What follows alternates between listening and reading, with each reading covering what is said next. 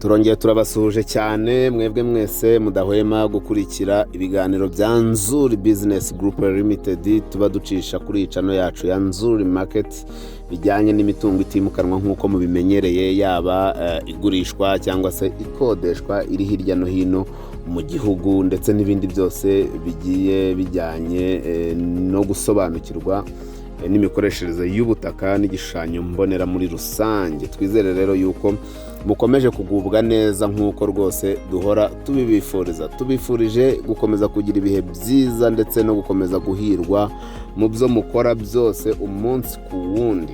Nk'uko rero mubibona kuri iyi video, nk'uko muri kugenda mubibona mu mashusho, tugiye kubaha imari y'ikibanza kinini cyane, ushatse wanabyita isambu, kandi kikaba kiri kuri kaburimbo neza, ndetse kikaba kirimo n'amazu kandi menshi yinjiza amafaranga.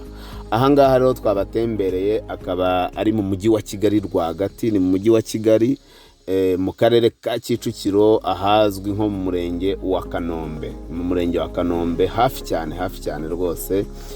Akaba rero ari ahantu kuri kaburimbo hagurishwa amafaranga atari menshi ugereranyije n'uko hangana ndetse n'amazu arimo, kubera yuko iki kibanza ubwacyo gifite ubuso bwa metero kare bugera ku 2,000, ni hafi 1/3 cya hegitari.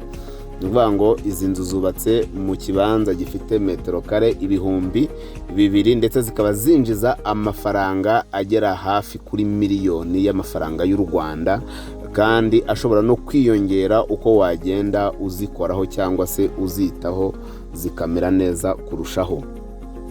Iki kibanza rero, kirimo amazu, imiryango igera kuri 7, kirimo imiryango 7, kirimo imiryango 7 y'icyumba na salo, kandi yose batuyemo, ndetse kikabamo n'inzu ya mwayene cyangwa se iringaniye, yo ifite ibyumba 3 na salo.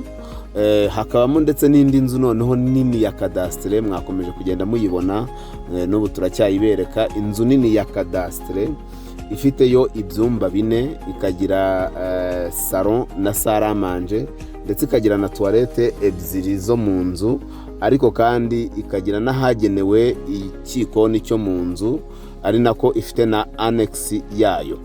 Ni inzu rero nziza kabisa, ni inzu nziza ya kadastre. Ubwayo iyi nzu ibaye ayigurishwa ukwayo iri yonyine, n'ubundi ntabwo yagurwa munsi ya miliyoni 60 abaye makeya.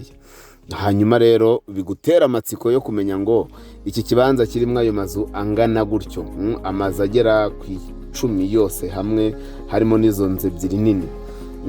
Kikaba gifite ubuso bwa metero kare 2,000. Uribaza utese aha hantu haba hagurishwa amafaranga angahe? Ntabwo ari menshi ugereranyije, cyane yuko ayo tukubwira hano aba ari igiciro, biba ari ibyifuzo bya ba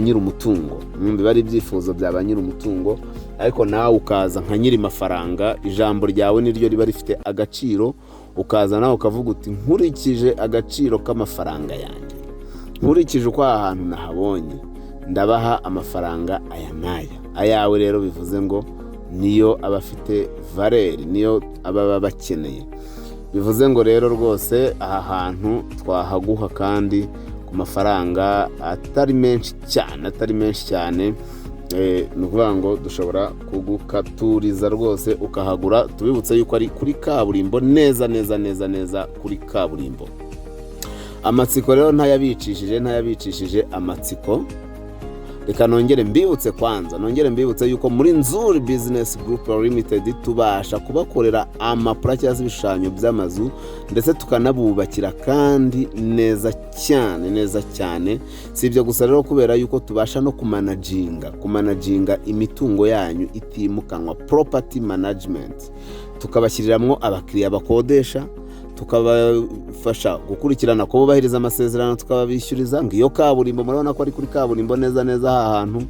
Hanyuma noneho rwose ibintu bikarushaho kugenda neza cyane. Si ibyo gusa rero, kandi niyo ukeneye kwimuka turakwimura kandi neza rwose. Nta kintu cyawe na kimwe cyangiritse, nta kintu cyawe na kimwe ubuze, ukaza wiryamira, tukamanika rido, tugategura intebe, tugafunga ibitanda, ibintu byose ari nako tugukorera home decor, mbese mu nzu tukahatunganya neza cyane. Yes, rero reka tubibutse yuko aha hantu ari kuri kaburimbo, hafite ubuso bungana na metero kare 2,000, ariko kandi noneho hakaba harimo amazu agera ku 10 yinjiza miliyoni. Ubwo kandi ni amafaranga make cyane, kubera ko haratafite udusuku, ushobora gushyiraho udusuko, amafaranga akaba yazamuka akagera no muri miliyoni 4. Byose birashoboka, ibyo byose turabigufasha kubitegura neza cyane. Izi nzu rero wazikunze, waza, igiciro ni 250,000, ariko ziri negociable. Nabwiye ko ari ibyifuzo bya ba nyiri inzu. Ni 250,000, nawe ukaza ukavuga ayawe ari nayo afite agaciro. Ni karibu cyane rero, ni karibu cyane. Ushobora guhamagara kuri 0788486797, cyangwa se ukahamagara kuri 0782 ngira ngo nimero mugenda munazibona rwose ku maskrini yanyu. Ari nako kandi mushaka kudusura ku zindi mbuga nkoranyambaga zacu, kuri screen tuba tugenda tubibereka, arizo Facebook page, Twitter, Instagram, hose n'ubundi twitwa Nzuri Market. Ni kimwe n'ahanga kuri YouTube rwose, channel izina ni rimwe, ni Nzuri Market. Ariko kandi mushaka kudusanga aho dukorera ni hano ku Muhima kuri Yamaha. Ugeze neza muri Feruje zo kuri Yamaha, umanuka gato usa n'ujya Nyabugogo, n'inzu ya kabiri uvuye muri Feruje y'amatafari ahiye yanditseho Shema House.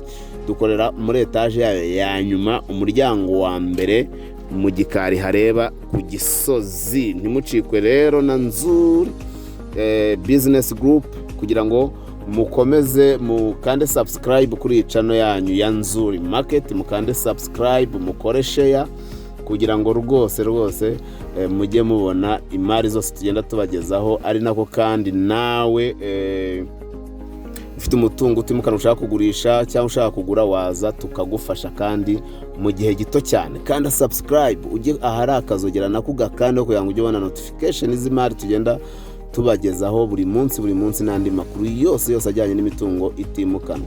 Muri Nzuri rero umukiriya ni umwami, turabakunda cyane. Muze tubahe serivisi nziza cyane mutasanga ahandi hariho hose. Ni karibu cyane, welcome.